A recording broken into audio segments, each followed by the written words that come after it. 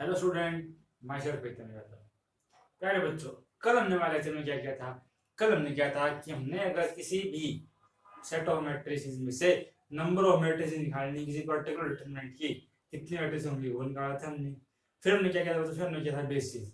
Basis के लिए क्या किया था हमने बच्चों? बेसिस किसी भी वेक्टर स्पेस के उस सबसेट को या किसी भी सेट को वेक्टर स्पेस की कब हम बेसिस करेंगे कि सबसे पहला तो सेट का होना चाहिए बच्चों लीनियरली इंडिपेंडेंट होना चाहिए, और क्या होना चाहिए कि वो सेट वी को क्या होना चाहिए बच्चों? स्पेन करना चाहिए, यानी कि वी के हर मेंबर को हम उस सेट के लीनियर कॉम्बिनेशन में अगर लिख पा रहे हैं और वो सेट लीनियरली इंडिपेंडेंट भी है, तब हम उसे क्या कहेंगे? किसी भी वेक्टर स्पेस की बेसिस कहेंगे।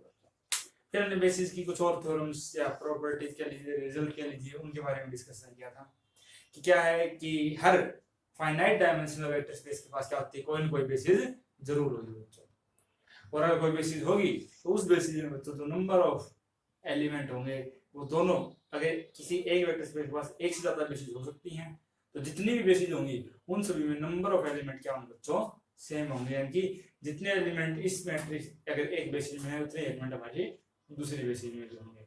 हो सकता है कि वो एलिमेंट अलग हो, दो बेसिस अलग अलग हो सकती हैं, लेकिन नंबर ऑफ एलिमेंट कितने होंगे वो दोनों क्या हमेशा सेम होंगे। अब क्या आता है? अब आता है डायमेंशन।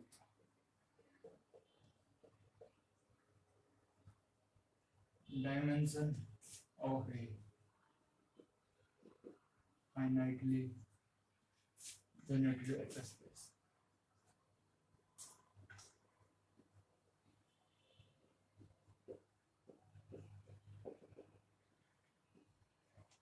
कल हमने क्या था बच्चों कि हर फाइनाइटली जनरेटेड वेक्टर स्पेस के पास क्या आती है? एक बेसिस होती है, और उस बेसिस में जितने नंबर ऑफ एलिमेंट होते हैं वही हमारी क्या होगी बच्चों? डायमेंशन होगी, यानी कि number of elements in any basis of a vector space V over X is known as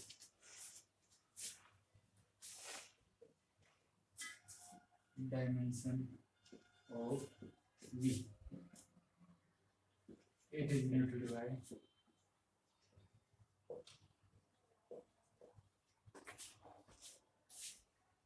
S. Dimension of V ऐसे डिनोट करेंगे, और ये होता क्या है? कार्डिनलिटी होती है हमारी बेसिस की। ये है V is a basis set, ये एक सेट है V का जो क्या है बेसिस बनता है, तो उस सेट की जो कार्डिनलिटी होगी, जितने नंबर ऑफ एलिमेंट होंगे उस सेट में, वही हमारा क्या होगा बच्चों? V का डायमेंशन होगा। अब जाती है, अब हमारे पास थ्योरम आती है बच्चों जिसे हम कहेंगे एक्सटेंशन थ्योरम। एक्सटेंशन थ्योरम में क्या कहती है बच्चों? एक्सटेंशन थ्योरम में क्या कहती है कि अगर हमारे पास कोई linearly independent set of vectors है, तो या तो वो बेसिस बन जाएगा हमारे वेक्टर स्पेस की, या फिर हम क्या करेंगे उसको, जैसे हमारे थ्योरम का नाम है एक्सटेंशन थ्योरम, या फिर हम उसको क्या कर देंगे? एक्सटेंड कर देंगे और उसकी बेसिस बना देंगे। अब आता है बच्चों standard basis.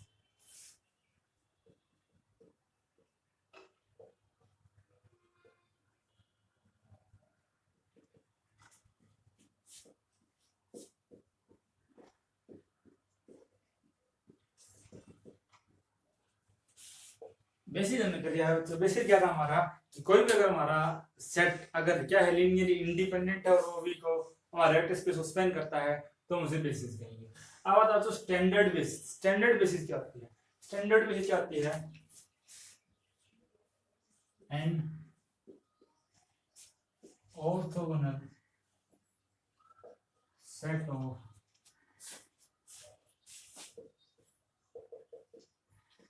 unit vectors which form a basis of a vector space V.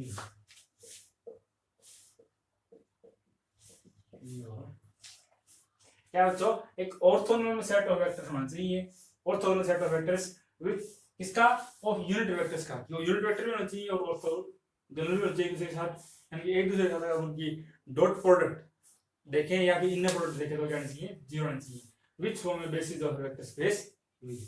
अब डॉट प्रोडक्ट क्या होती है, ये आपने पहले पढ़ रखा है कि दो वेक्टर की डॉट प्रोडक्ट 0 तो क्या एक दूसरे के परपेंडिकुलर, या हमने ऑर्थोगोनल कहते हैं, तो वो क्या होना चाहिए, 0 होना चाहिए, और वो क्या होना चाहिए, बेसिस भी बनना चाहिए, यानी कि वो सेट लीनियरली इंडिपेंडेंट भी होना चाहिए और हमारे वेक्टर स्पेस को स्पैन भी करना चाहिए। जैसे एग्जांपल थोड़ा देखिए, जैसे r स्क्वायर ओवर r है, इसकी हमारी बेसिस क्या बन जाएगी, 1, 0 एंड 0, ये हमारी क्या हो जाएगी, स्टैंडर्ड बेसिस हो जाएगी r की। अब देखिए इस वेक्टर का एक यूनिट वेक्टर है, ये भी एक यूनिट वेक्टर है, जब इन दोनों की हम डॉट प्रोडक्ट करेंगे तो क्या आएगी, 0 आएगी, यानी कि दोनों क्या जाएंगे बच्चों, ऑर्थोगोनल हो जाएंगे। बेसिस बनने को तो बच्चों कुछ भी बन सकता है ऐसे, जिसमें अगर a, 0 और 0, b कोई भी एलिमेंट ले सकता हूं यहाँ पे, a और b कुछ भी रियल नंबर होंगे तो मेरा ये भी बेसिस बन जाएगा। लेकिन हम स्टैंडर्ड कब कहेंगे, जब हम इन ए बी को कोई पर्टिकुलर वैल्यू, फिक्स वैल्यू हम 1 दे देते हैं, तब हमारा ये भी यूनिट वेक्टर बन जाएगा और ये भी यूनिट वेक्टर बन जाएगा। उस वक्त हम उसको क्या कहेंगे, स्टैंडर्ड बेसिस कहेंगे। इसी तरह अगर आपको R3 और R की निकालनी है तो क्या आ जाएगी, 1, 0, 0, 0, 1, 0,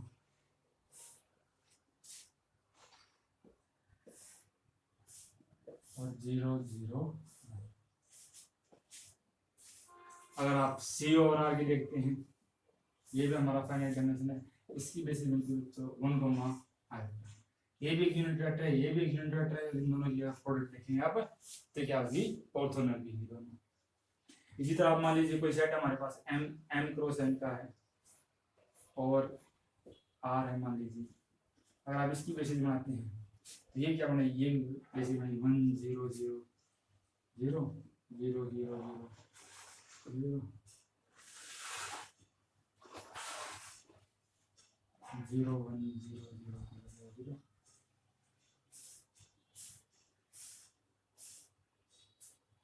अब तो जाएगी तो कि एक ये एंट्री, पहले ये नॉन जीरो, फिर ये नॉन जीरो, फिर ये नॉन जीरो, फिर ये नॉन जीरो, फिर ये नॉन जीरो, फिर ये नॉन जीरो, 1, 1, 1, ऐसे 1, 1 शिफ्ट होता हर एलिमेंट पे आएगा। तो 0, 0, 0, 0, 0, 0, 0, 0, 0, 0, 0 अप टू,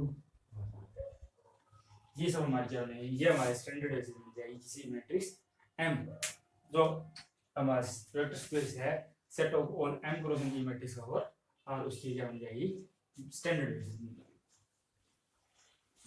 तो स्टैंडर्ड बेसिस के बाद अब क्या आता है, अब आते हैं हमारे पास एक इंपॉर्टेंट थ्योरम जिसे हम कहेंगे extension theorem.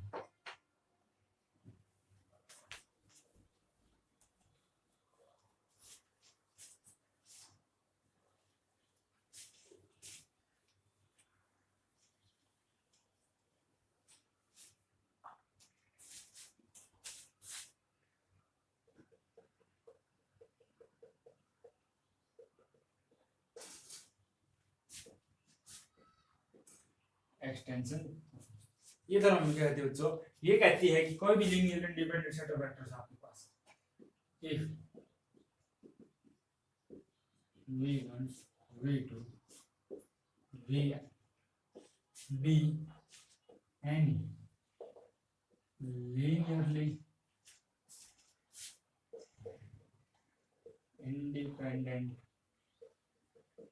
set of vectors of a vector space V over F, then either S is a basis of V, or we can extend S to form a basis of, ठीक है। तब तो कि S हमारे पास कोई भी अगर linearly independent set of vectors है हमारे वेक्टर स्पेस में से, तो या तो ये हमारा linearly independent set of vectors है, ये हमारा वेक्टर स्पेस की बेसिस बन जाएगी, या फिर हम इस लीनियरली इंडिपेंडेंट सेट को क्या देंगे, एक्सटेंड कर देंगे और इसको बेसिस बना देंगे। यानी ये ये कह रहा है एक्सटेंशन थ्योरम में कि हर लीनियरली इंडिपेंडेंट सेट, किसी भी वेक्टर स्पेस का कोई भी लीनियरली इंडिपेंडेंट सेट है, या तो वो बेसिस होगा किसी वेक्टर स्पेस का, या हम उसको एक्सटेंड करके बेसिस बना देंगे। यानी कि एक्सटेंड करने का मतलब ये कि उस बेसिस का कोई ना कोई पार्ट तो जरूर होगा। अब यहाँ पे ऐसा क्या करना prove, if S is basis of V, then nothing to prove कि S क्या था, लीनियरली इंडिपेंडेंट था, वो बेसिस बन जाता है तो हमें कुछ प्रूव नहीं करना। अगर ये बेसिस नहीं है, S is not a basis, then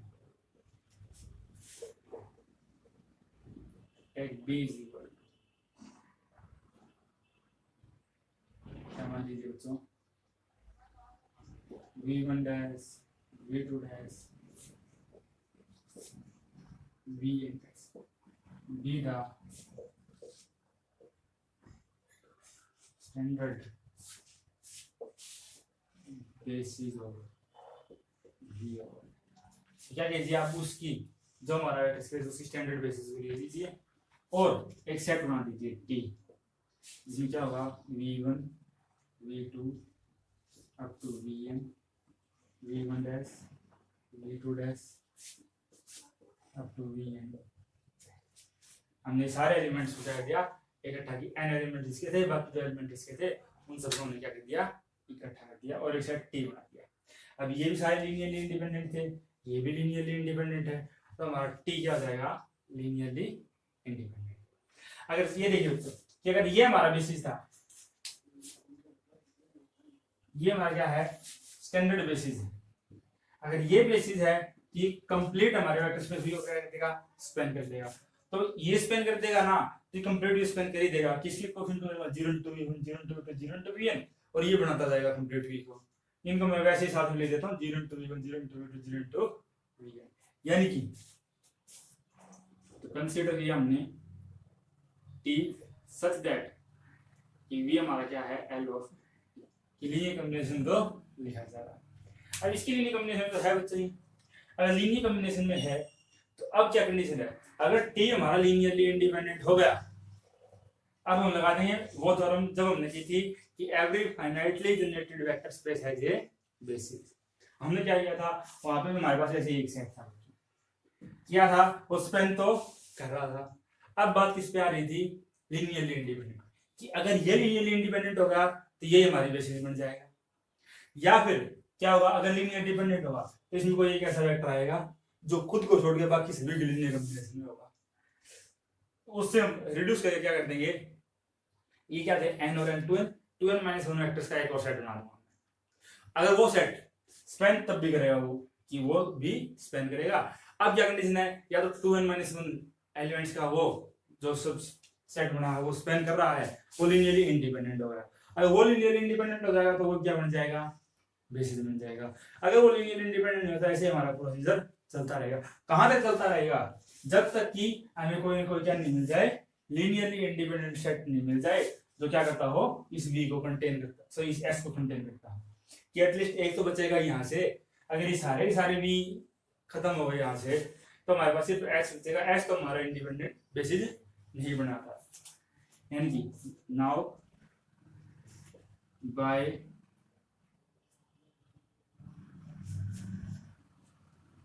existence of basis, now by the same procedure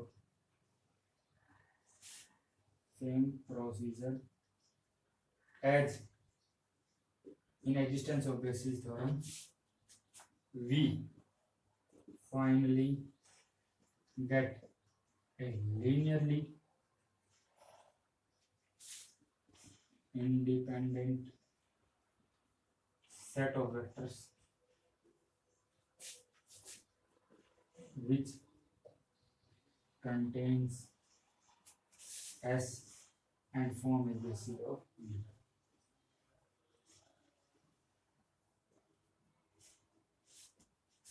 क्या बच्चों कि हमने क्या किया एग्जिस्टेंस ऑफ बेसिस थ्योरम से की मदद से क्या हमारे पास ये कोई सेट है हमें इसी बेसिस प्रूव करना है। यदि ये लीनियर इंडिपेंडेंट होगा स्पेन तो कर रहा है, यदि लीनियर इंडिपेंडेंट होगा अगर लीनियर इंडिपेंडेंट होगा तो खुद ही बेसिस मिल जाएगा जो एस को कंटेन कर रहा है। या भी इसका क्या होगा कोई ना कोई एलिमेंट ऐसा आएगा जो अपने से छोटे बाकी सभी की लीनियर कॉम्बिनेशन में लिखा जाएगा। ऐसे करते करते ये सबसे डिक्रीज हो जाएगा, इसके नंबर ऑफ एलिमेंट कम हो जाएंगे अगर हमारी प्रोसीजर सेम प्रोसेस चलता रहा लीनियर इंडिपेंडेंट का हमें नहीं मिला तो कुछ स्टेप्स के बाद हमें एक लीनियर इंडिपेंडेंट सेट जरूर मिलेगा जो इस सेट को कंटेन करेगा और वो क्या बन जाएगा इसकी बेसिस बन जाएगा।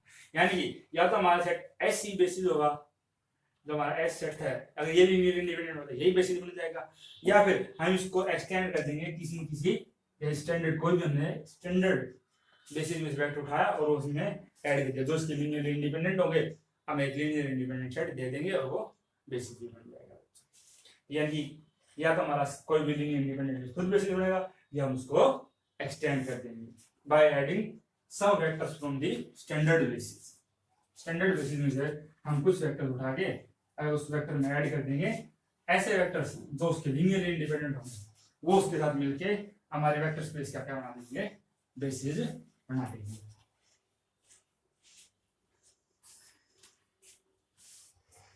तो हमारी बेसिस में जितने नंबर ऑफ एलिमेंट होते हैं तो क्या हमारी डायमेंशन होती है बच्चों। अब क्या आता है बच्चों मान लीजिए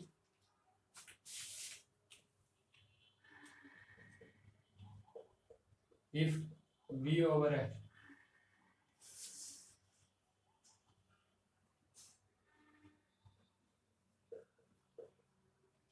is a n-dimensional vector space and S is any linearly independent set of vectors। ये हमारे कोई भी linearly independent set of vectors है then cardinality of S is less than equals to n। तो हमारा जो S होगा उसमें या तो n एलिमेंट्स होंगे या n से कम होंगे।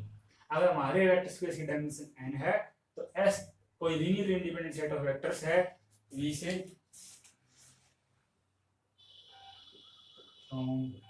V over F then S की कार्डिनलिटी क्या होगी लेस देन इक्वल टू कैसे मान लीजिए S लीनियर इंडिपेंडेंट तो है S is linearly independent and let cardinality of S is greater than. हमने मान ली हमारी S की कार्डिनलिटी क्या है बच्चों n से ज्यादा है।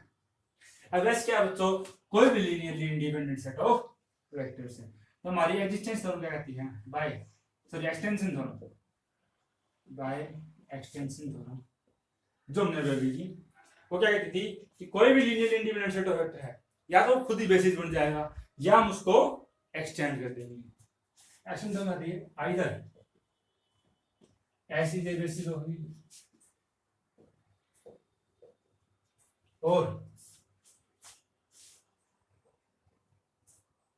or we can extend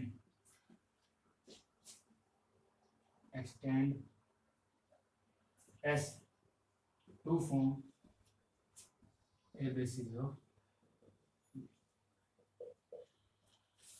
कि अगर हमारा S खुद बेसिस बन गया बच्चों तो S की कार्डिनलिटी कितनी है हमारी हमने मानी है n से ज्यादा है यानी कि उसमें बेसिस में नंबर ऑफ एलिमेंट्स कितने हो जाएंगे n से ज्यादा हो जाएंगे। और अगर हमने एक्सटेंड कर दिया इसको तो उसमें जो जितने n से ज्यादा है उसमें हमने और इंक्रीज कर दिया वेक्टर्स यानी कि तब भी हमारे क्या होंगे तो बेसिस नंबर ऑफ एलिमेंट होंगे क्या होंगे n से ज्यादा ही होंगे। दोनों कंडीशंस में हमारे डायमेंशन है बच्चों this implies dimension of v is greater than कि डायमेंशन क्या होती है कि हमारी बेसिस में जितने नंबर ऑफ एलिमेंट्स होते हैं वही हमारी डायमेंशन होती है। S हमारा कोई सेट है जिसकी कार्डिनलिटी क्या है n से ज्यादा है लीनियर इंडिपेंडेंट सेट है। एक्सटेंशन थ्योरम में क्या करती है कि या तो S खुद ही बेसिस बन जाएगा या हम इसको और भी एक्सटेंड कर देंगे और बढ़ा देंगे इसको कि अगर x खुद ही बेसिस बन गया तो खुद में भी इसमें क्या है n से ज्यादा एलिमेंट है और अगर इसे एक्सटेंड कर दिया तो इसमें और ज्यादा एलिमेंट आ जाएंगे। दोनों ही कंडीशंस में हमारी डायमेंशन ओ एन से बड़ी हो जाएगी बच्चों, जो कि एक कंट्राडिक्शन है। एक कंट्राडिक्शन क्यों? क्योंकि हमें गिवन है कि जो हमारा V है वो n डायमेंशनल वेक्टर स्पेस, उसकी डायमेंशन n होगी। कंट्राडिक्शन का भाई जब हमने माना कि हमारी S की कोऑर्डिनेट क्या है n से ग्रेटर है, यानी कि हमारे S की कोऑर्डिनेट क्या होगी, या तो लेस देन होगी n से या इक्वल टू होगी n की, यानी कि या यही बेसिस बनेगा या इससे अगर लीनियर इंडिपेंडेंट है, बेसिस हो ना हो लीनियर इंडिपेंडेंट है तो क्या होगा, उसकी कोऑर्डिनेट n से कम भी हो सकती है। यानी कि अगर n डायमेंशनल वेक्टर स्पेस है, coordinate less than equal to n है, तो हमारा सेट कैसा होगा, लीनियरली इंडिपेंडेंट। अगर हमारा कोई सेट है S और उसकी coordinate n dimensional vector space है, n डायमेंशनल वेक्टर स्पेस, और किसी सेट सबसेट S की कोऑर्डिनेट n से ज्यादा, कि का हमने कोई सबसेट उठा लिया, कोई सेट उठा लिया जिसकी कोऑर्डिनेट n से ज्यादा है, तो हमें यहां से गारंटी मिल गई कि S क्या होगा, लीनियरली डिपेंडेंट होगा। S क्या होगा, यानी कि जितनी अगर हमारे वेक्टर स्पेस डायमेंशन है उससे ज्यादा लेंथ का अगर हमारे पास कोई भी वेक्टर होगा, कोई भी सेट होगा, वेक्टर नहीं कहेंगे सेट कहेंगे, उससे ज्यादा एलिमेंट्स का कोई भी अगर हमारे पास सेट होगा तो जरूर से जरूर कैसा होगा, लीनियरली इंडिपेंडेंट। ये वही बात होगी बच्चों कि अगर हमारे पास बेसिस में n एलिमेंट्स हैं तो हमारा मैक्सिमम लीनियरली इंडिपेंडेंट सेट कितना होगा, जिसमें n एलिमेंट्स होंगे। n से बड़ा हमारे पास n एलिमेंट्स से ज्यादा एलिमेंट्स होगा हमारे पास कोई भी सेट होगा तो हमारा क्या होगा, लीनियरली डिपेंडेंट। वही बात है बच्चों। अब क्या करता है कि if V over F is a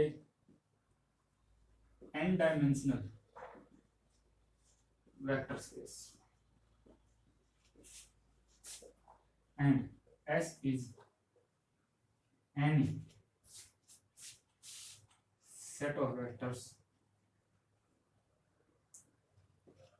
from V such that V is equal to L of, then coordinate of L is less than is greater than equal to। ठीक है बच्चों कि अगर V हमारा n डायमेंशनल कोई भी vector space है, S हमारा कोई भी सेट ऑफ वेक्टर्स है फ्रॉम V है वेक्टर स्पेस से, सच दैट कैसा है कि V हमारा उस सेट से क्या हो रहा है, स्पैन हो रहा है, यानी कि S हमारा क्या कोई भी स्पैनिंग सेट है बच्चों अगर हमारी वेक्टर स्पेस V का, तो उस S की कोऑर्डिनेट क्या होगी, या तो कम से कम n होगी या उस n से भी ज्यादा होगी।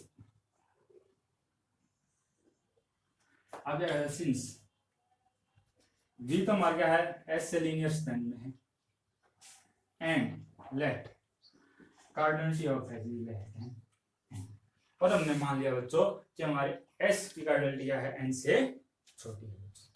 तो अब क्या होगा, अब हमारी थी एग्जिस्टेंस एंड यूनिकनेस थ्योरम बच्चों, वो हमें क्या कह रही थी कि अगर हमारे पास कोई भी फाइनाइट डायमेंशनल वेक्टर स्पेस है, अब ये क्या है, S है, S से क्या हो रहा है, ये जनरेट हो रहा है हमारा वेक्टर स्पेस भी, तो कोई भी फाइनाइट डायमेंशनल वेक्टर स्पेस है और तो या तो क्या होगा, उसके पास बेसिस तो होगी होगी, या तो हमारा क्या हो रहा था कि कोई भी हमने S सेट ले लिया था वही बेसिस बन रहा था, या फिर उसका हमने कोई कोई सबसेट ले लिया था वो हमारा बेसिस बन रहा था। तो अगर भी हमारा ये है, then by existence of basis either S is the basis of V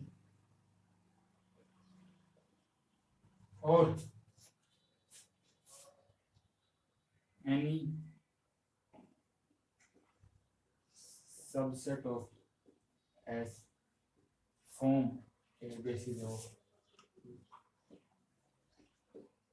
हम क्या करते थे कि ऐसा हमारा कोई सेट है जो लीनियर स्पैन में तो है, अगर ऐसे खुद लीनियरली इंडिपेंडेंट हो गया तो ऐसे हमारी बेसिस बन जाएगा। अगर वो लीनियर डिपेंडेंट हुआ तो उसमें से कोई एक वेक्टर होगा जो बाकी सभी की लीनियर कॉम्बिनेशन में होगा, यानी कि वो वेक्टर डिक्रीज हो जाएगा, n-1 वेक्टर से हमारा वेक्टर स्पेस स्पैन हो जाएगा।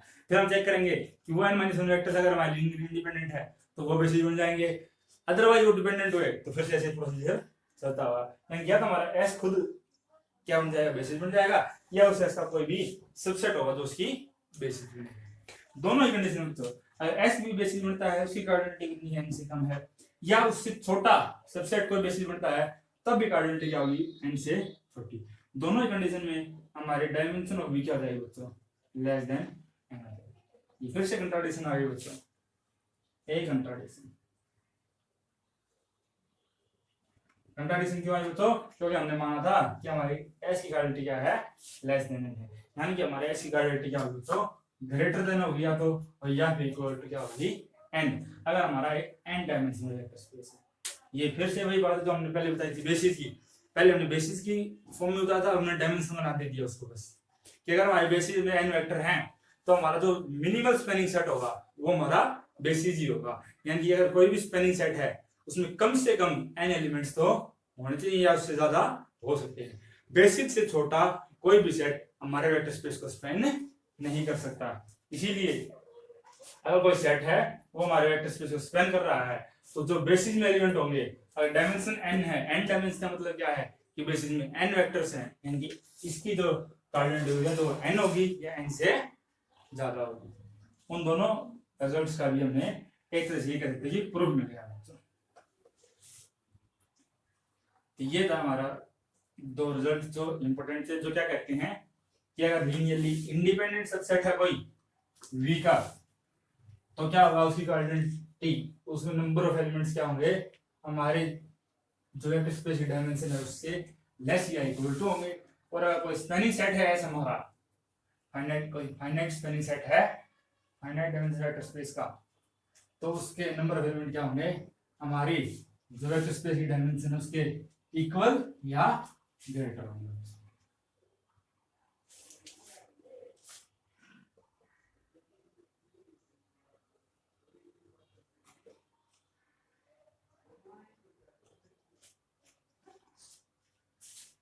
अब क्या था बच्चों, any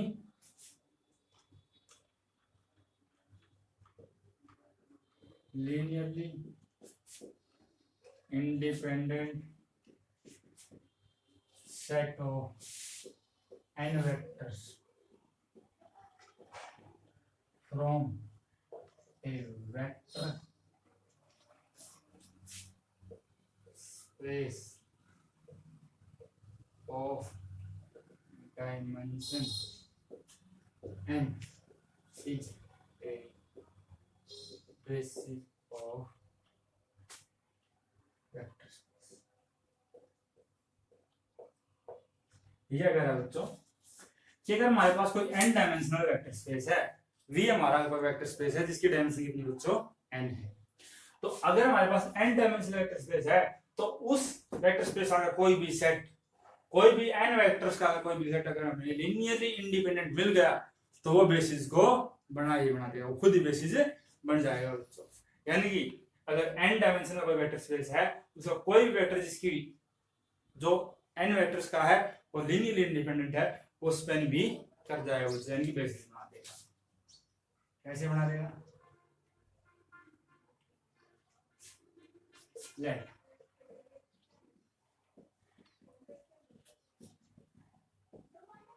Vn be any linearly independent set of vectors from V over F of dimension n, कि वेक्टर स्पेस V से है जिसके डायमेंशन n है बच्चों, कोई हमारा ये सेट है। तो ये अगर हमारा सेट है और हमारे वेक्टर स्पेस की डायमेंशन कितनी है n, तो फिर वही हमारी एक्सटेंशन थ्योरम में क्या कहती है by extension theorem. Extension theorem में क्या कहा कि या तो ये खुद बेसिस बन जाएगा या हम इसको एक्सटेंड कर देंगे, either S is a basis of V or we can extend S to form a basis of V। एक वाइज बात तो छोड़ दीजिए, दूसरी बात पे आते हैं। अगर हमें V को अगर बेसिस नहीं बना और हमें इसे एक्सटेंड करना पड़ा कि ऐसा हमारा बेसिस नहीं बना तो हम क्या किया, हमने इसको एक्सटेंड कर दिया, लीनियर इंडिपेंडेंट सेट था, हमने इसको एक्सटेंड किया और हमने बेसिस बना दी। इसमें n वेक्टर्स थे, वेक्टर्स पे डायमेंशन n थी। अगर मुझे इसे एक्सटेंड करके बेसिस बनाना पड़ा तो इसकी बेसिस में कितने एलिमेंट आएंगे बच्चों, n से ज्यादा। अगर बेसिस में n से ज्यादा एलिमेंट आए यानी डायमेंशन कितना हो जाएगा, if we extend as then dimension of v greater than, तो डायमेंशन ऑफ v क्या होगा, पक्का पक्का क्या होगा, n से बड़ा होगा। क्यों, n वेक्टर्स में पहले ही थे, ये बेसिस बनानी, अगर से हम एक स्टेप भी एक वेक्टर जैसे इसमें ऐड करते हैं तब भी, अगर तब एक वेक्टर ऐड करने के बाद भी अगली बेसिस बनता है तब भी इसके मिनिमम वेक्टर कितने हो गए बेसिस में, n+1 हो गए, जो लीनियर इंडिपेंडेंट भी है और स्पैनिंग भी कर रहे हैं, तो बेसिस बना रहे हैं। जैसे ही n+1 हुआ है v का डायमेंशन क्या हो जाएगा, n से बड़ा। लेकिन कंट्राडिक्शन है बच्चों, कंट्राडिक्शन क्यों है, क्योंकि डायमेंशन ऑफ v तो कितना था, n था बच्चों। यानी कि एक्सटेंशन थ्योरम से हमें क्या पता चला कि एक्सटेंड तो हम इसको कर नहीं सकते, तो क्या कंडीशन बची कि s को जो हमारा क्या बनना पड़ेगा, बेसिस बनाना पड़ेगा। This implies s is a basis. S हमारे पास क्या था, n वेक्टर्स का कोई लीनियरली इंडिपेंडेंट सेट था, n dimensional vector space V से, तो उसी को हमने क्या बनाना पड़ा, बेसिस बनाना पड़ा। अगर उसे हम एक्सटेंड करते हैं तो हमारा डायमेंशन n से एक्सीड कर जाएगा, ज्यादा हो जाएगा बच्चों, जो भी पॉसिबल नहीं है। इसलिए हमारे S को क्या बनना पड़ेगा, इस वेक्टर स्पेस की बेसिस बनना पड़ेगा। यानी कि अगर आपको किसी वेक्टर स्पेस का बच्चों डायमेंशन पता है तो उसके जितने भी लीनियर इंडिपेंडेंट वेक्टर हैं, अगर उसका डायमेंशन n है, n वेक्टर्स की जितने भी लीनियरली इंडिपेंडेंट सेट होंगे वो सारे सारे आपके क्या बन जाएंगे बच्चों, बेसिस बन जाएंगे। लीनियर इंडिपेंडेंट चेक कर लीजिए, अगर आप n एलिमेंट्स का n वेक्टर का कोई भी सेट है, सिर्फ लीनियर इंडिपेंडेंसी चेक कर लीजिए, अगर वो लीनियरली इंडिपेंडेंट बन गया तो आपको स्पैन कराने की कोई जरूरत नहीं है, वो स्पैन भी कर जाएगा किसी भी n dimensional vector space V को। अब क्या कहता है कि अगर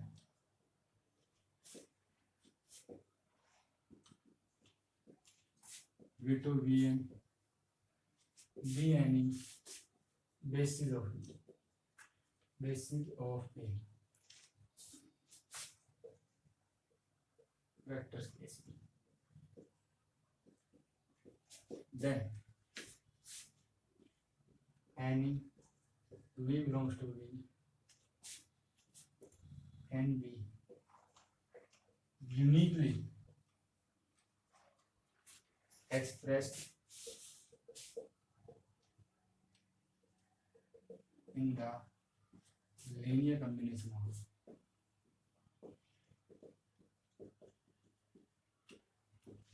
elements of S। यानी ये रहता है बच्चों कि अगर S कोई भी हमारी क्या है, बेसिस है कोई हमारे वेक्टर स्पेस V की, तो V के हर एलिमेंट को हम बेसिस की लीनियर कॉम्बिनेशन तो लिख सकते हैं, ये तो हमें पता है बच्चों कि बेसिस क्या है, हमारे वेक्टर स्पेस V को स्पैन तो करेगी। लेकिन हम कह रहे हैं कि हर वेक्टर को हम यूनिकली ही लिख सकते हैं, हम किसी भी वेक्टर को बेसिस की लीनियर कॉम्बिनेशन में, किसी पर्टिकुलर बेसिस की लीनियर कॉम्बिनेशन में एक ही तरीके से लिख सकते हैं, एक से ज्यादा तरीके से नहीं लिख सकते। मान लीजिए ये बात गलत है, मैंने V बिलोंग्स टू V लिया, such that V is equal to alpha 1 V1 alpha 2 V2 up to so on alpha n V, और मैंने V को क्या लिख दिया, मान लीजिए एक और कॉम्बिनेशन लिख दिया, beta 1 V1 beta 2 V2 up to so on beta n V, then क्या हो तो सब्ट्रैक्ट कर दीजिए, तो alpha 1 minus beta 1 V1 alpha 2 minus beta 2 V2 up to so on alpha n minus beta n V, और क्या था बच्चों, V1 V2 Vn क्या थे, हमारी बेसिस थी। अगर V1 V2 हमारी बेसिस थी तो बेसिस क्या होती है, लीनियरली इंडिपेंडेंट, यानी कि V1 V2 Vn क्या थे, linear independent set of vectors थे, और उनकी हमें एक लीनियर कॉम्बिनेशन ऐसी मिल गई जो 0 आ रही है, तो उस लीनियर कॉम्बिनेशन का हर जो कोएफिशिएंट होगा कैसा बच्चों, 0 होगा, यानी कि alpha 1 minus beta 1 0 alpha 2 minus beta 2 0 up to so on alpha n minus beta. क्यों? क्योंकि s इज लीनियरली इंडिपेंडेंट रहिएगा। यहाँ से क्या जाएगा तो alpha 1 is equal to beta 1, alpha 2 is equal to beta 2 up to so on alpha n is equal to beta. यानी ये दो रिप्रेजेंटेशन हमने अलग अलग मानी थी, ये अलग अलग नहीं सेम रिप्रेजेंटेशन है। यानी कि हम v के किसी भी एलिमेंट को हमारी बेसिस की लीनियर कॉम्बिनेशन में यूनिकली लिख सकते हैं, एक ही तरीके से लिख सकते हैं बच्चों। ये था हमारा कंसेप्ट। अब क्या था बच्चों? अब आता हमारे पास ऑर्डर्ड बेसिस। हमने ऑर्डर्ड सेट पढ़ दिया बच्चों, बेसिस पढ़ दिया। अब आता है ऑर्डर्ड बेसिस। ऑर्डर्ड बेसिस कहते हैं बच्चों, कोई भी हमारे पास सेट है, if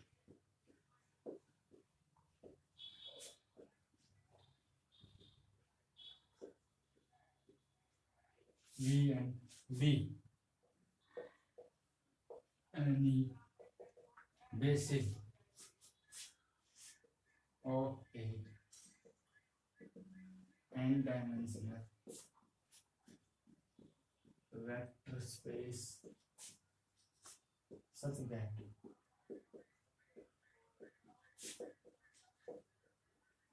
vector of S is सिर्फ इतना है फर्क है बच्चों कि जो भी हमारी बेसिस है वो एक सेट है। अगर वो ऑर्डर्ड सेट बन जाए बच्चों, ऑर्डर्ड सेट मतलब क्या है? उसकी ith एंट्री क्या हो? ith एंट्री पहला vector v1, second v2, third v3, nth vn, ऐसा अगर है। और वो कोई सेट बेसिस भी हो, ऑर्डर्ड सेट भी हो, तो वहां क्या रहेगा? ऑर्डर्ड बेसिस हो जाएगा। अगर ये हमारी ऑर्डर्ड बेसिस है बच्चों एंड v बिलोंग्स टू, और हमने v से कोई एलिमेंट v उठा लिया, तो अभी भी हमने किया कि हम v को क्या कर सकते हैं? यूनिकली एक्सप्रेस कर सकते हैं as a linear combination of basis. यानी कि हम हमारे बेसिस की लीनियर कॉम्बिनेशन में यूनिकली इसको लिख सकते हैं। देन तो जो हमारा ये होगा बच्चों alpha 1, alpha 2, alpha n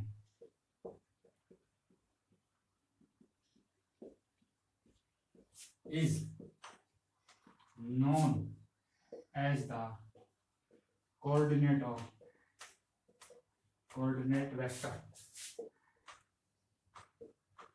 vector of this v of v belongs to v with respect to ordered basis। कि ऑर्डर्ड बेसिस और नॉर्मल बेसिस में क्या डिफरेंस है? ये डिफरेंस होता है बच्चों कि नॉर्मल बेसिस में हम क्या करते हैं? एलिमेंट्स को आगे पीछे लिख सकते हैं, लेकिन जैसे हमने ऑर्डर्ड बेसिस कह दिया, अब हमने इनके एलिमेंट्स की पोजीशन में कर दिया फिक्स। इसका डिफरेंस कहाँ पता चलेगा? इसका डिफरेंस यहाँ पता चलेगा। जब हम ऑर्डरली बेसिस लिखते हैं तो वहां पे v1, v2, v क्या होते हैं? एक दूसरे से एक्सचेंज होती है। यहाँ पे v1, यहाँ पे v3, v2, v, लेकिन उनके लीनियर कॉम्बिनेशन क्या क्या आएगा उससे कोई मतलब नहीं होता है। लेकिन जब हमने ऑर्डर्ड बेसिस का नाम लिख दिया तो जो पहले एलिमेंट के साथ में आएगा v अल्फा 1, अल्फा 2, अल्फा ये क्या आएगा? एक कोऑर्डिनेट वेक्टर होगा किसी भी v का। अलग अलग v के लिए अलग अलग लीनियर कॉम्बिनेशन आएगी, अलग अलग वेक्टर आएगा। तो इस v का ये coordinate vector with respect to ordered basis s। अगर हमने बेसिस को चेंज कर दिया, मान लीजिए मैंने ऐसा कर दिया v2, v3, v1 up to vn ऐसे बोल दिया। अब मैं उसी v को अगर इसकी लिखूंगा तब मेरा क्या आएगा वेक्टर? अब मेरा वेक्टर आएगा alpha 2, alpha 3, alpha 1 up to alpha n which is different from this, जो इससे अलग होगा बच्चों। यानी कि अब अगर हमें किसी भी वेक्टर का कोऑर्डिनेट वेक्टर निकालना है with respect to any ordered basis, तो क्या होगा? उसकी लीनियर कॉम्बिनेशन जो कोएफिशिएंट आते हैं उनको हम क्या कर देंगे? n टपल में रख देंगे और वो हमारा क्या हो जाएगा? कोऑर्डिनेट वेक्टर बन जाएगा इस v का इस ऑर्डर्ड बेसिस के रिस्पेक्ट में। या फिर आप इसको ऐसे कह सकते हैं कि आप इसके मैट्रिक्स बना दीजिए, is known as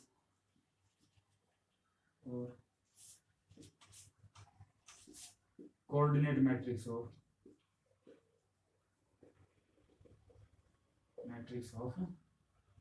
v belongs to कि इस V की ये क्या है कि कोऑर्डिनेट मैट्रिक्स है। अब ऐसे कर सकते हैं with respect to ordered basis S basis के रिस्पेक्ट में हमें इसी वेक्टर V के लिए क्या है ऑर्डर्ड वेक्टर हो जाएगा, कोऑर्डिनेट वेक्टर हो जाएगा, और ये क्या हो जाएगा कोऑर्डिनेट मैट्रिक्स हो जाएगी।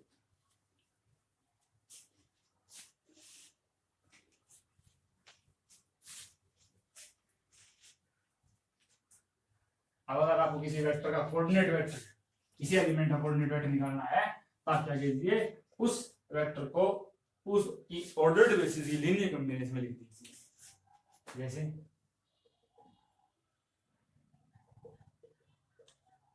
फाइंड द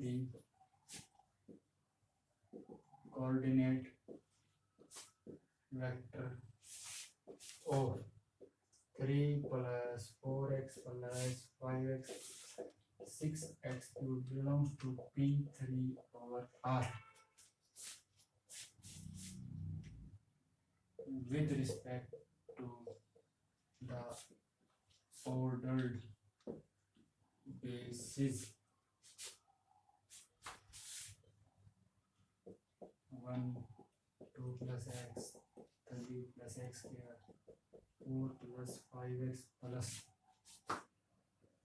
x cube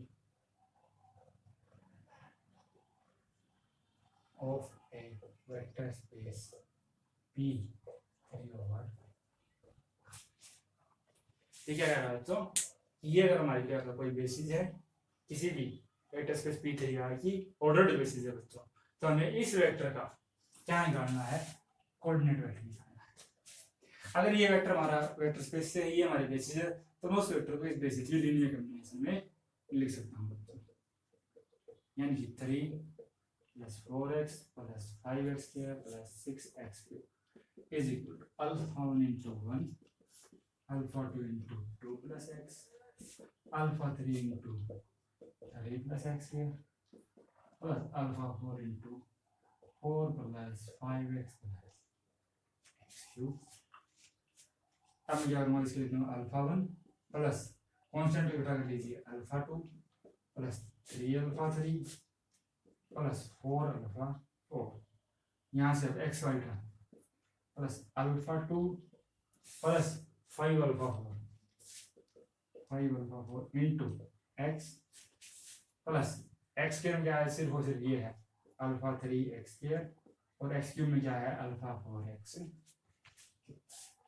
अब क्या करेंगे हम कोरेस्पोंडिंग एक्स क्यूब की कोरेस्पोंडिंग पावर्स के एक्स क्यूब की सेम पावर्स के कोएफिशिएंट को क्या कर देंगे कंपेयर कर देंगे बच्चों, यानी कांस्टेंट से एक्स के की एक्स वाला कोएफिशिएंट एक्स वाला कोएफिशिएंट से एक्स के कोएफिशिएंट एक्स के से और एक्स क्यूब का एक्स क्यूब से, यानी कि यहाँ से हमारा α4 आ जाएगा 6 α3 आ जाएगा 5 α2 + 5 α4 = एक्स का कोएफिशिएंट क्या है 4 α4 6 है हमारे पास, यानी α2 कितना आ जाएगा 5 × α4 6 = 4, यानी α2 = -24 और α1 कितना आ जाएगा α1 + α2 + 3α3 + 4α4 = 3। तो मैं निकालूंगा α1 α2 -24 α3 × 3 15 + 4 × α4 24 = 3, 24 से 24 कैंसिल, यानी α1 = 3 - 15 यानी -के 12, यानी यहाँ से हमारा जो कोऑर्डिनेट बनाओ क्या आ गया -12 -24 5 और 6, ये हमारा क्या आ गया, ये हमारा कोऑर्डिनेट आ गया इस वेक्टर का इस ऑर्डर्ड बेसिस के रिस्पेक्ट में। ऐसे हम किसी भी अगर हमें वेक्टर का किसी वेक्टर स्पेस की अगर हमें ऑर्डर्ड बेसिस देखी हो तो हम उस वेक्टर स्पेस के किसी भी एलिमेंट का क्या निकाल सकते हैं कोऑर्डिनेट वेक्टर फाइंड आउट कर सकते हैं। अब आता है कि आपके पास कोई वेक्टर स्पेस है, आपके पास उसकी कितनी नंबर ऑफ ऑर्डर्ड बेसिस है, number of ordered basis of A n dimensional vector space कि आपके पास कोई भी वेक्टर स्पेस है जिसके डायमेंशन n है, तो आपके पास उसकी ऑर्डर्ड बेसिस कितनी बनेगी ये आपको इसमें बताना है। कि हमें बताना है ऑर्डर्ड बेसिस। ऑर्डर्ड बेसिस क्या होना चाहिए कि वो एक बेसिस भी होना चाहिए, एक ऑर्डर्ड सेट भी बनना चाहिए। तो बेसिस के लिए अगर n डायमेंशनल है तो n डायमेंशनल वेक्टर स्पेस का अगर मैं कोई भी लीनियरली इंडिपेंडेंट सेट ले लूं जिसमें n वेक्टर्स हो, n वेक्टर्स का लीनियरली इंडिपेंडेंट सेट ले लूं तो मेरी बेसिस तो बन जाएगा। यानी कि n वेक्टर का हर लीनियरली इंडिपेंडेंट सेट इस वेक्टर स्पेस से क्या बन जाएगा, बेसिस बन जाएगा। अब बस मुझे क्या बनाना है, ऑर्डर्ड सेट बनाना है इससे, यानी कि ये किसके इक्वल है, is equal to number of ordered set of n linearly independent vectors from V, from vector space V and Z, from V and क्या करा कि V and ZP से, अब V and dimension vector space V and field क्या कहते हैं ZP का दिया, तो ये किसकी इक्वल हो गया कि number of ordered set of n linear independent vector, n linear independent vectors का जो भी सेट है वो बेसिस तो बनेगा। अब जितने मैं उससे ऑर्डर्ड सेट बना सकता हूं वही हमारे क्या है, नंबर ऑफ ऑर्डर्ड बेसिस। और इसके तो हमने किया था बच्चों, किसी भी एनजेडपी में n लीनियर इंडिपेंडेंट वेक्टर्स का ऑर्डर सेट अगर बनाना तो क्या आएगा, pn minus 1 pn minus p up to so on pn minus r linear independent के लिए किया था हमने, वहां किया था pn minus p power r minus 1। अब r की जगह कितना आ गया n, तो कितना आ जाएगा pn minus 1 pn minus p pn minus pn minus 1। इतने नंबर ऑफ हमारे पास ऑर्डर्ड बेसिस आ जाएंगे किसी भी n dimensional vector space Vn over Zp से। अब ये होते हैं ऑर्डर्ड बेसिस दोस्तों, हमें निकालना है नंबर ऑफ डिफरेंट बेसिस।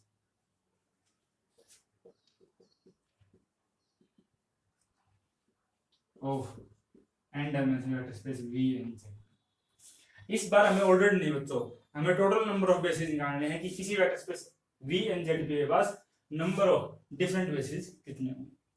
अब क्या होता है, तो एक नॉर्मल बेसिस है एक ऑर्डर्ड बेसिस है, सिर्फ इतना ही फर्क है कि नॉर्मल बेसिस में हमारे पास एक सेट है जो बेसिस बनता है और उसमें हमारे पास क्या है, ऑर्डर्ड सेट है।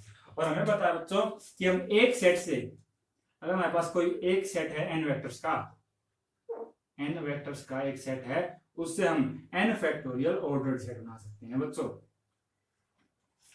ठीक है। यानी कि n फैक्टोरियल ऑर्डर्ड सेट से मिलकर हमारा क्या बनता है, n वेक्टर्स का कोई सेट बनता है।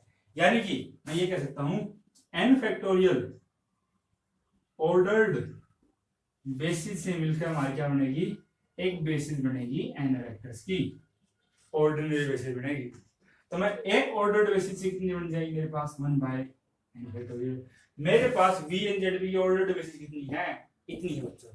तो इतनी ऑर्डर्ड बेसिस से हमारे पास कितनी डिफरेंट बेसिस बन जाएंगी, हमारे पास बन जाएंगे बच्चों pn minus 1 pn minus p up to so on pn minus pn minus 1 divide by n factorial. इतनी नंबर ऑफ हमारे पास क्या बन जाएंगी बच्चों, ऑर्डर्ड बेसिस बन जाएंगी किसी भी vector space v and zp के पास, जिसकी ऑर्डर्ड बेसिस क्या है, जिसमें ऑर्डर्ड बेसिस हमारे पास इतनी है, उसकी डिफरेंट बेसिस हमारे पास क्या कितनी बन जाएगी बच्चों। अगर मैं उसकी बेसिस में क्या कर दूं, n फैक्टोरियल से अगर डिवाइड कर दूं, क्यों बच्चों, क्योंकि n factorial vectors, n factorial ordered set मिलके हमारे क्या बनाते हैं बच्चों, एक नॉर्मल सेट बनाते हैं। यानी कि n फैक्टोरियल ऑर्डर्ड बेसिस मिलके हमारे क्या बनाएंगी, एक ऑर्डिनरी बेसिस बनाएंगे। एक ऑर्डर्ड बेसिस से 1 बाय n फैक्टोरियल, और हमारे पास टोटल ऑर्डर्ड बेसिस कितनी थी, इतनी, उनसे मिलकर हमारे पास इतने वेक्टर्स बन जाएंगे।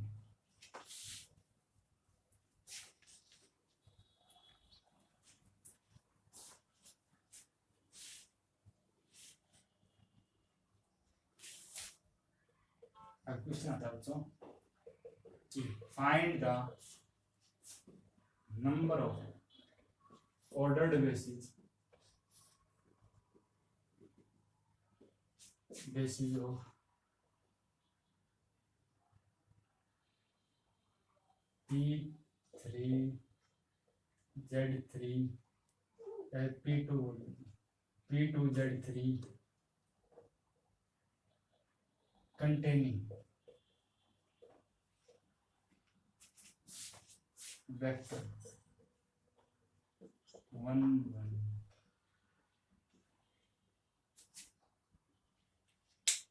या यहाँ पे V2 बोल छोड़ी V3Z3 हमारे पास, यानी कि हमारे पास यार 3 टपल्स का कोई सेट है और Z3 है, तो उसके में ऑर्डर्ड बेसिस बनाने हैं जो इस वेक्टर को कंटेन करें, यानी ये वेक्टर तो उसकी ऑर्डर्ड बेसिस में आना ही आना चाहिए। अब हमारे पास ऑर्डर्ड बेसिस का फॉर्मूला क्या है बच्चों, p की पावर n - 1 p की पावर n - 2, वो तो कब था जब हमें n वेक्टर्स का ऑर्डर्ड सेट बनाना। अब उसने फिक्स कर दिया कि उन n में से एक वेक्टर तो ये होना चाहिए। अब हमारे पास क्या है, हमें बनानी है बेसिस। बेसिस के लिए हमारे पास 3 एलिमेंट होंगे और ऑर्डर्ड सेट बनाना है। मान लीजिए मैंने पहले पोजीशन पे रख दिया 1 1 2, ये तो बेसिस में आएगा इसने बोल दिया। अब सेकंड पे कौन से एलिमेंट आएंगे कि वो लीनियरली इंडिपेंडेंट भी होना चाहिए, अगर बेसिस बनानी है तो हमें कि लीनियरली इंडिपेंडेंट भी होना चाहिए, और एक वेक्टर की लीनियर स्पेन में जो एलिमेंट आएंगे, इसकी जो लीनियर स्पेन में एलिमेंट आएंगे वो नहीं आने चाहिए बच्चों। यानी कि टोटल नंबर ऑफ एलिमेंट कितने होंगे इसमें 3 V3 ओवर Z3, इसमें टोटल नंबर ऑफ एलिमेंट्स कितने होंगे 3 टोटल नंबर ऑफ एलिमेंट्स हमारे कितने होंगे P n, यानी हाँ 3 उसमें से लीनियर स्पेन ऑफ इसके घटा दीजिए, इसकी लीनियर स्पेन कितने एलिमेंट आ जाएंगे 3 एलिमेंट आ जाएंगे बच्चों, यानी इतने एलिमेंट्स आएंगे, इतनी चॉइसेस हमारी यहाँ पे। अब यहाँ पे भी एक वेक्टर आया, यहाँ पे भी एक वेक्टर आया, अब मैं यहाँ पे वेक्टर लिखना है तो यहाँ कैसा वेक्टर होगा जो इन दोनों कैसा होगा लीनियरली इंडिपेंडेंट होगा, यानी जो इन दोनों के लीनियर कॉम्बिनेशन में नहीं होना चाहिए, यानी total number of vectors minus क्या जाएगा जो इन दोनों के लीनियर कॉम्बिनेशन में ना हो। दोनों के लीनियर कॉम्बिनेशन ना होने का मतलब क्या बच्चों, कितने वेक्टर्स नहीं आएंगे यहाँ पे 3 तो इतने वेक्टर्स हमारे क्या जाएंगे कम हो जाएंगे। अब ये कब था जब मैंने इसको क्या किया 1 1 2 पे। अब मैंने ऑर्डर बनाना है, मान लीजिए मैं इसको यहाँ पर देता हूँ, फिर यहाँ पे कितने कौन से वेक्टर आएंगे, यहाँ पे वेक्टर्स की चॉइस आ जाएगी 3 3 यहाँ वाले वेक्टर की चॉइस आ जाएगी 3 अब मैं क्या करता हूँ इसको यहाँ पे देता हूँ 1 1 2, फिर भाई यहाँ पे चॉइस आ जाएगी 3 3 और यहाँ आ जाएगी 3 अगर ये ऑर्डर सेट नहीं पूछता बच्चों तो हम सिर्फ ये बना देते कि आप इस एक को कहीं भी रख दीजिए, बाकी दोनों इसके लिए इंडिपेंडेंट आ जाएंगे। लेकिन जब इसने ऑर्डर बोल दिया, जब यहाँ पे होगा तो अलग ऑर्डर सेट बनेगा, यहाँ पे होगा तो अलग बनेगा, और यहाँ पे होगा तो अलग बनेगा। तो हमारे पास ऑर्डर सेट कितने होंगे, number of ordered basis containing 1 1 2 is equal to 3 times कर दीजिए इनका, इन दोनों का 3 टाइम्स, 3 बार ले लीजिए आप, एक वेक्टर में कर दिया और क्या जाएगा 3 3 3 into 3 3 3 into 27 - 3 24 27 - 9 18, यानी कि 72 into 18 मल्टीप्लाई कर दीजिए 36 3 108 1 1 1 समथिंग याद आएगा, देख लीजिए कैलकुलेशन वगैरह में मिस्टेक हो तो कोई बात नहीं, वो चल जाएगा। ये आ गया हमारी नंबर ऑफ ऑर्डर्ड बेसिस। अगर मुझे नंबर ऑफ डिफरेंट बेसिस निकालनी हो तो अब मुझे ऑर्डर्ड नहीं चाहिए, सिर्फ टोटल नंबर ऑफ बेसिस चाहिए, different basis containing vector this